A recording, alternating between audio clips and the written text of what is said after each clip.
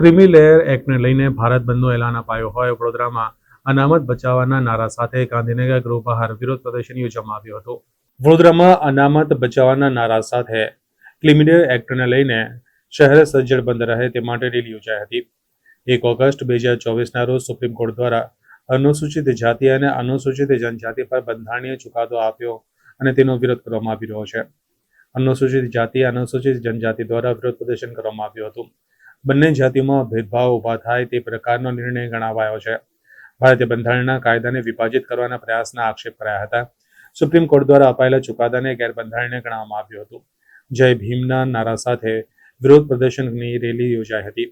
સંવિધાનના અનુસૂચિત જાતિ અને અનુસૂચિત જનજાતિના કાયદાને કાયમ રાખવા માંગ કરવામાં આવી હતી। વડોદરાના ગાંધીનગર ગૃહ ખાતે આ અંગે चुस्त पुलिस बंदोबस्त गोठवामा આવ્યો હતો।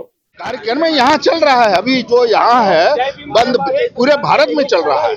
ये जो 1 तारीख को सुप्रीम कोर्ट के द्वारा ये आया है क्रीमी लेयर लाने का, अलग अलग करने का SC ST को, उसके विरोध में पूरे देश में आज बंद का आह्वान है और उसके खिलाफ में SC ST OBC and minority सब एक प्लेटफॉर्म पर खड़े हैं। આ બહુજન સમાજના લોકો ક્યારેય સહન કરવા નથી અને હવે દરેક બહુજન સમાજના લોકોને કહેવા માંગે કે જાગો, તમારા હક અધિકાર લોકો છુપી રીતે ખાઈ રહ્યા છે। આજે પણ અમારા SC ST લોકોના જે રોજગાર નોકરી સરકારી નોકરી ખાલી પડી છે એનો કોઈ ભરનાર નથી। આજે પણ અમારા જે ગરીબ તબકા ઝોપડપડી એનું કોઈ જુનાર નથી।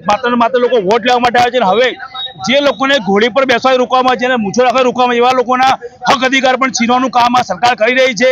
આ મનુવાદની સરકાર કરી છે એટલે અમે આ સરકારે પર જડબાતોડ જવાબ આવનારા સમયમાં આપીશું અને સુપ્રીમ કોર્ટે જે જજોએ એમની મનમાની કરી છે અમે અમારા બાળકોને અમારા દીકરાઓને ભણાવીશું IAS IPS અને સુપ્રીમ કોર્ટના જજ બહાર ખુરશી પર લાત મારો બહાર કાઢીશું એવો અમારો આજનો નિર્ણય છે। જય ભીમ।